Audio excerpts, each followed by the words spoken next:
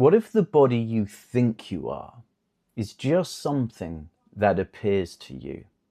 Now, this is one of the concepts that we go through in the first lesson of my non-duality course, where we explore the key shift that you are the knower and not what is known.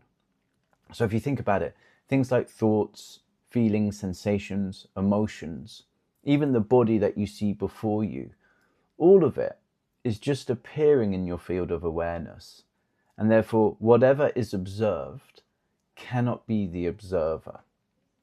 And when you get to see this directly, which we teach you in the course, you get to learn how to do self-inquiry, learn how to investigate through meditation.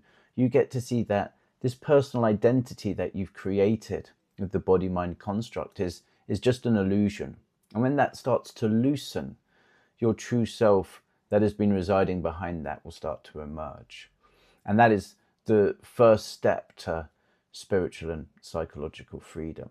So if that piques your interest and you'd like to learn more, then please follow the link below to either watch the first lesson or sign up to download and watch and get involved with the full course.